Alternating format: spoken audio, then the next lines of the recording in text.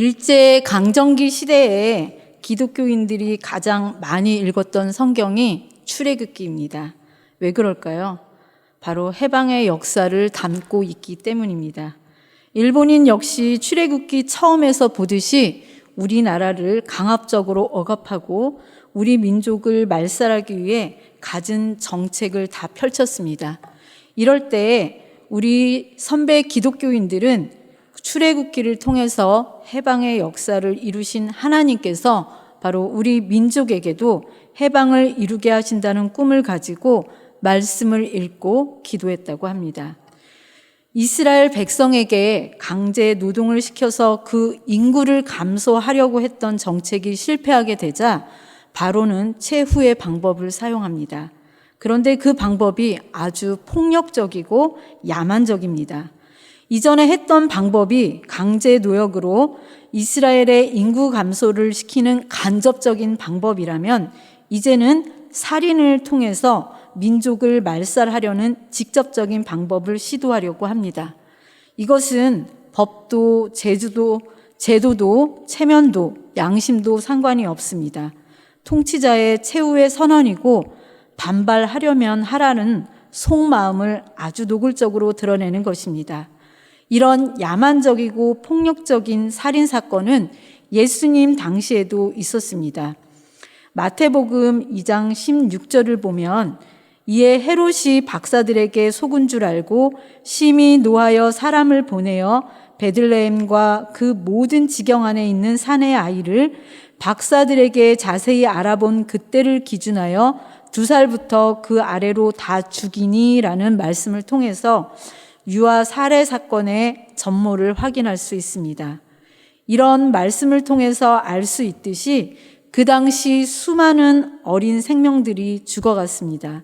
아마 집집마다 자식을 잃은 통곡의 소리가 그치지 않았을 것입니다. 비단 이런 유아 살해 사건은 성경 속에만 존재하지는 않습니다. 로마 시대에도 있었습니다.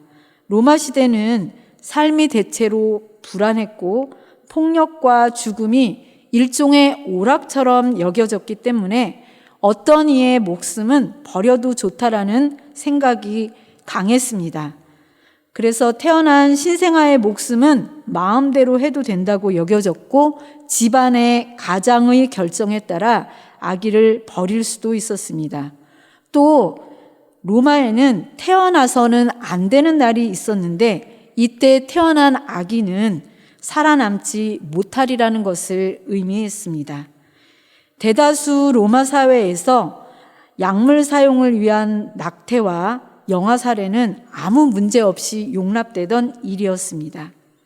오늘 성경에서도 알 수 있듯이 대부분의 영아 살해는 산파가 아기 아버지의 지시를 받고 저질렀다고 합니다. 이런 아기를 낳은 여인이 또한 남편이 아기의 진짜 아버지가 누구인지 조금이라도 의혹을 품는 경우 또는 자녀를 키우는 일이 조금이라도 꺼리낌이 생기면 그냥 아기를 죽이라고 지시할 수 있었습니다. 아기를 바구니에 넣어 몰래 빠뜨리는 방법도 있었고 좀 더 흔한 방법은 유기하는 방법으로 쓰레기 더미에 아기를 버리는 경우가 가장 많았다고 합니다. 그러나 대개는 남자 아이보다 여자 아이가 더 많이 버려졌다고 합니다. 왜냐하면 여자 아이를 키우는 것은 재정적으로 손해를 끼친다고 여겼기 때문입니다. 그러나 이 성경에서는 두 사건 모두 남아 살해 사건으로 보도되고 있습니다. 아예 남자를 없애 씨를 말리려는 정책이라고 할 수 있습니다. 이런 야만적인 일을 행하기 위해 바로는 히브리 산파 십부라와 부하를 불렀습니다. 16절에서 바로가 그들에게 너희는 히브리 여인들의 해산을 도울 때에 살펴서 남자 아이를 낳거든 무조건 죽이라. 이런 반인륜적이고 극악무도한 명령을 내렸습니다. 태어난 아이가 남자이면 다 죽이고 대신에 여자는 살려두라는 것입니다. 여자는 노예로 사용하고 설령 결혼한다고 해도 함족과 결혼을 하면 함족이 되기 때문에 셈족인 유대인을 완전히 몰살시키기 위한 방책이었습니다. 그 당시 바로의 명령은 곧 법이었습니다. 만일 그 명령을 어기게 되면 사형입니다. 보통 사람 같으면 자기 목숨을 위하여 그 명령에 따를 수밖에 없는데 산파들은 죽음이 두렵지 않은 모양인지 바로의 명령을 어기고 남자아이를 살렸습니다. 산파, 십부라와 부하, 그들은 어떤 사람들입니까? 도대체 어떤 사람이었기에 죽음을 각오하여 왕의 명령을 따르지 않았습니까?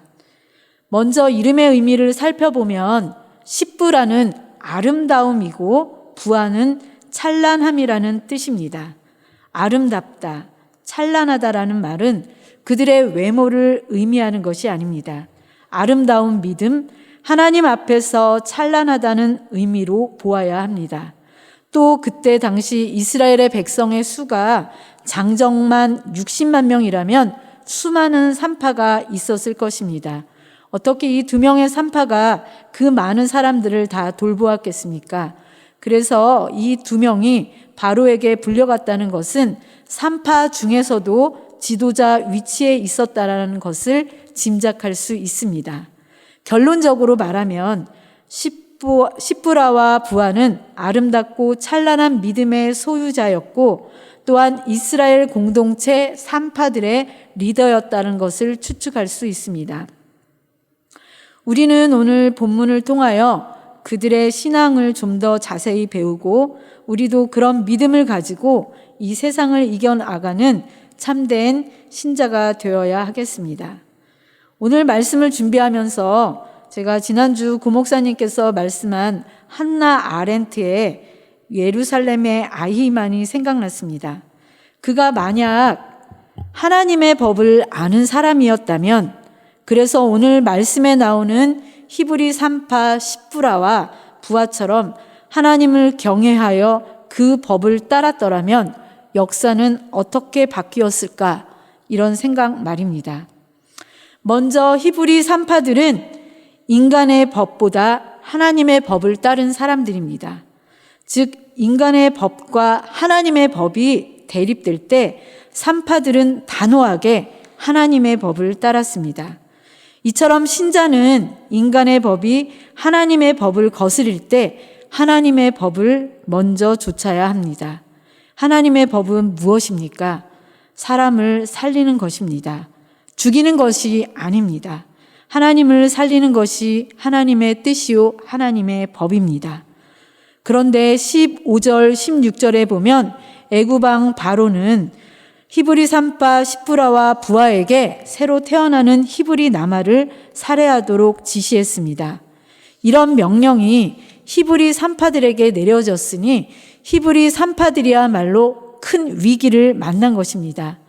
바로의 명령을 받들자니 사람의 생명을 죽이는 일이기에 하나님 앞에 큰 죄를 짓는 일이고 그렇다고 바로의 명령을 어기자니 자기들의 목숨이 위태할 지경입니다. 지금 히브리 산파들은 진퇴양난에 빠졌습니다. 생명이 걸린 문제이니 얼마나 고민되겠습니까? 만약 우리에게 이런 일이 닥쳤다면 우리는 어떻게 하겠습니까? 나 살자고 동족의 어린 생명들을 죽이겠습니까? 이 어린 생명들은 저항할 힘도 없는 그야말로 가장 약한 존재들입니다. 그래서 그들도 그렇게 할 수 없었습니다. 하지만 간교한 사탄은 우리에게 이렇게 속삭일 것입니다. 내가 안 죽이면 너는 죽고 바로는 다른 사람을 죽일 거야. 어차피 누군가는 죽이게 되어 있어. 너 한 사람 신앙 양심을 지키다가 죽는다고 뭐가 달라지지? 그러니 눈 딱 감고 죽여. 그리고 너는 사는 게 어떻겠니? 이런 유혹의 속삭임을 계속해서 할 것입니다. 하지만 히브리 산파 2사람 십부라와 부하는 자기의 목숨보다 하나님의 법에 더 충실했습니다.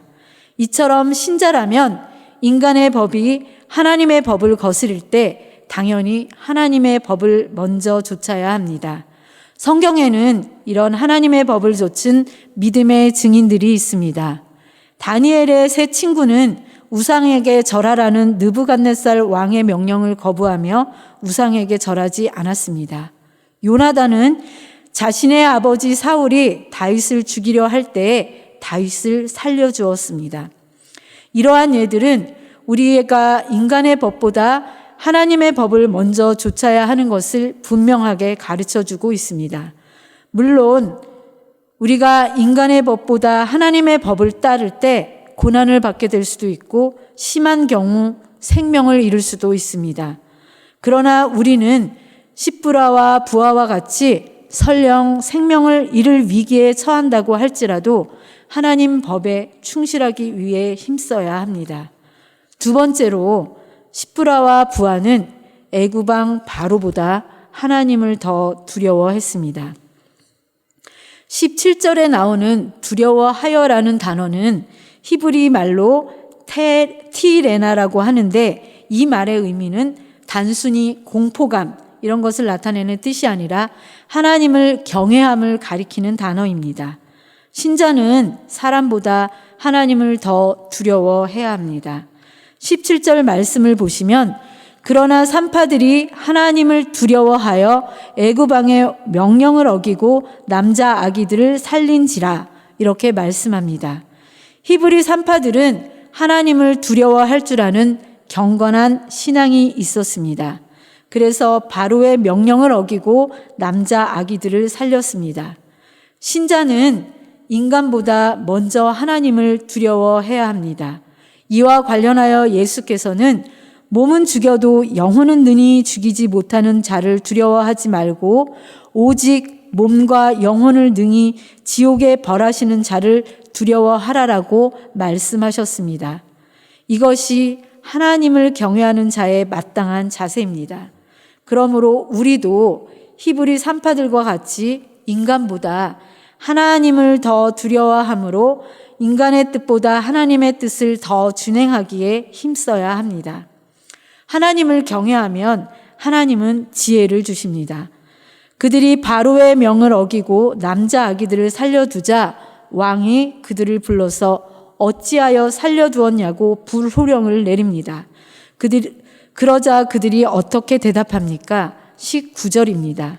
산파가 바로에게 대답하여 이르되 히브리 여인은 애굽 여인과 같지 아니하고 건장하여 산파가 그들에게 이르기 전에 해산하더이다.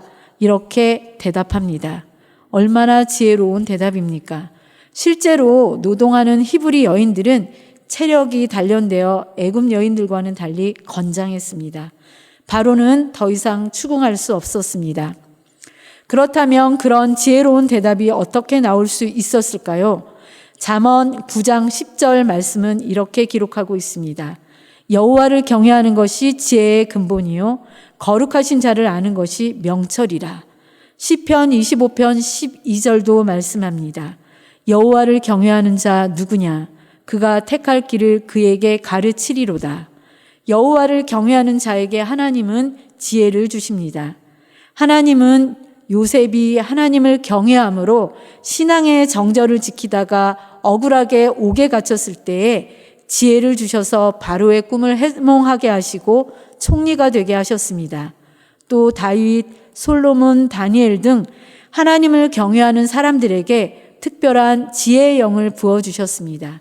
하나님은 하나님을 경외하는 자들에게 택할 길을 가르쳐 주셨고 그들을 보호해 주셨습니다. 히브리 산파들도 하나님을 경외하는 사람들이었습니다. 21절 말씀에 이렇게 확인하고 있습니다. 그 산파들은 하나님을 경외하였으므로. 하나님을 경외한다는 것은 바로와 같은 사람을 두려워하지 않고 하나님을 두려워하는 것을 말합니다. 그리고 사람의 뜻이 아니라 하나님의 뜻을 선택하는 것을 말합니다. 두 히브리 산파는 바로보다 하나님을 더 두려워하는 신앙을 가졌고 바로의 뜻보다 하나님의 뜻을 선택했습니다. 이것이 바로 하나님을 경외하는 신앙입니다. 이렇게 히브리 산파들이 하나님을 경외하는 신앙을 보여주자 하나님은 그들에게 바로 앞에서 지혜를 주셔서 위기를 모면하게 하신 것입니다. 히브리 산파 시프라와 부하는 하나님을 경외하였기 때문에 하나님과 동족을 위해서 죽기를 각오했습니다. 그런데 결과가 어떻게 되었습니까? 왕명을 거스른 이유로 죽임을 당했습니까? 전혀 그렇지 않았습니다. 그들은 하나님의 은혜를 입어 아무런 해도 입지 않았을 뿐만 아니라 오히려 그들의 집이 더욱 흥왕하게 되는 축복까지 받았습니다. 20절에서 21절 말씀입니다. 하나님이 그 산파들에게 은혜를 베푸시니 그 백성은 번성하고 매우 강해지니라. 그 산파들은 하나님을 경외하였으므로 하나님이 그들의 집안을 흥왕하게 하신지라. 히브리 산파들이 세상 권력자에게는 매우 괘씸한 여인들이었지만 하나님에게는 아주 사랑스러운 여인들이었습니다. 당연히 하나님께서 그 산파들에게 은혜를 베푸셔서 그 산파들의 집을 흥왕하게 하셨습니다. 출애굽 사건의 서장에서 겨우 이름으로만 알려진 두 산파 시프라와 부하가 보여준 이 신앙의 용기를 우리는 잊지 말아야 합니다. 성경은 가부장적인 문화 속에서 쓰여진 책임에도 불구하고 이렇게 믿음을 가진 여인들을 등장시켜서 비록 여인일지라도 하나님을 경외하는 사람이 어떤 영향력을 보여줄 수 있는지를 알려주고 있습니다. 또 이 두 여인은 인간성에 반하는 죄악을 거절한 이들로 기록되고 있습니다. 하나님을 경외하는 믿음이 그녀들의 용기의 근원이었습니다. 어떤 이들은 이 두 여인을 가리켜서 세계 최초의 시민 불복종 운동가라고 말하기도 하는데 아주 일리 있는 말입니다. 오늘 이 본문 말씀은 억압받는 이들이 오히려 강인하다는 표면적인 메시지뿐만 아니라 하나님이 그들과 함께 계신다는 이면적인 메시지도 전달하고 있습니다. 우리는 때로 인간의 법에 더 귀를 기울입니다. 왜냐하면 인간의 법은 우리 눈에 보일 뿐만 아니라 더 영향력이 있는 것처럼 여겨지기 때문입니다. 당장 우리를 구속할 수도 있고 죽음에 내몰 수도 있어서 그렇습니다. 반면 하나님의 법을 따르는 것은 어리석은 것처럼 보이고 아무런 힘이 없이 우리를 어려움에 부닥치도록 내버려 두는 것 같고 또 그런 상황이 종종 벌어지기도 합니다. 오늘 말씀에 나오는 시프라와 부하처럼 하나님을 경외함으로 복을 받는다면 좋은 일인데 당장 이런 일이 우리 눈앞에 보여지지 않을 때도 많이 있습니다. 이럴 때조차도 우리는 하나님을 경외함으로 하나님의 법을 따를 것인지 묻고 있습니다. 오늘 우리는 다니엘의 세 친구가 하나님께서 자신들을 구원하지 않을지라도 왕의 법을 따르지 않을 것이며 어떠한 우상 앞에서도 절하지 않으리라는 결단이 있습니까? 그러나 하나님은 자신을 경외하는 믿음의 사람들을 버리신 적이 한 번도 없다는 성경의 말씀이 우리에게 위로가 되며 끝까지 하나님의 법의 길로 걸어가게 합니다. 우리는 히브리서 11장 6절 말씀에서 믿음이 없이는 하나님을 기쁘시게 하지 못하나니 하나님께 나아가는 자는 반드시 그가 계신 것과 또한 그가 자기를 찾는 자들에게 상 주시는 이심을 믿어야 할지니라. 이런 말씀처럼 믿음의 길을 따르는 행동은 반드시 하나님의 풍성한 은혜와 복을 받는다는 사실을 믿으시기 바랍니다. 앞에서도 말씀드렸지만 사람들이 하나님의 은혜와 복을 받지 못하는 이유는 세상의 소리를 하나님의 말씀보다 더 크게 듣기 때문입니다. 어떤 사람들은 하나님의 영광보다 자기 자신의 안위와 이해관계를 더욱 중요시 여기고 또 우선시합니다. 이 어리석은 사람들의 결과는 책망과 징계고 그래도 깨닫고 회개하지 않는다면 멸망당할 수밖에 없습니다. 그러나 하나님을 경외하는 자는 살 뿐만 아니라 복도 받습니다. 우리는 어떠한 상황에서도 하나님의 말씀을 따라야 합니다.